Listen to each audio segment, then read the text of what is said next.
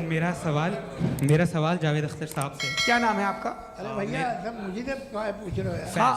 फैज। फैज, पूछिए फैज साहब। तो मेरा सवाल ये है कि अभी जो एथियस्ट है वो problem of evil argument use कर रहे हैं अगेंस्ट मुस्लिम्स, राइट? कि इस दुनिया में इतना सारा ईविल है और अगेंस्ट मुस्लिम तो यहाँ अगेंस्ट थियस्ट। हाँ, right? थोड़ा सा करेक्ट कर लीजिए भाई। पूरी मशक्कत ही इसी बात की थी कि किसी एक मजहब पे बात न टिके। जी, तो बेसिकली ये आर्ग्यूमेंट ऐसा है कि इस दुनिया में इतना ज़्यादा ईवल एग्जिस्ट करता है और अगर एक ऑल गुड गॉड है तो वो रोकता क्यों नहीं है? लेकिन इस सवाल में एक हिडन अजम्पशन ये है कि इस दुनिया में ईवल एग्जिस्ट करता है। अब एथियस्ट ये कैसे ऑन्टोलॉजिकली प्रूव कर सकते हैं कि इस दुनिया में ईवल एग्जिस्ट करता है? मैं आपको बताता हूँ, थोड़ा सा समझा। नहीं सर, आप हम लोग इनको सुनने आए। नहीं please don't do that. I want to explain ontologically. नहीं, हम समझ गए सर, इनको अब जवाब देने दीजिए। अच्छा, सवाल पूछ लो। मैं अभी तक क्या था वो मैं थोड़ा सा ऐड ऑन कर लेता हूँ। तुम गुरु, तो हम जब इसका राउंड 13 करेंगे ना तब तुमको स्टेज पे बिठाएंगे। जी तो हाँ जल्दी से।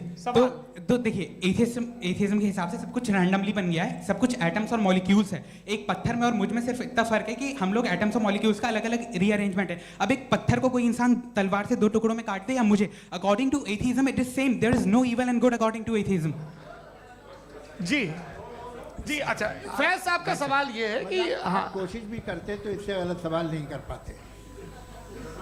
एक लाइफ फॉर्म है और लाइफ फॉर्म में फीलिंग्स हैं। मतलब लाइफ फॉर्म सुनता है, देखता है, टेस्ट कर सकता है, फील कर सकता है। तो उसकी जो ये जो क्वालिटी इस बबल में आ गई हैं, वो जानवर में भी है, इंसान में भी है। तो जाहिर है कि उसे कोई तकलीफ पहुंचेगी, तो चूंकि उसके पास वो सेंसिटिविटी है तो मैं करेगा। पत्थर में वो सेंसिटिविटी नहीं है।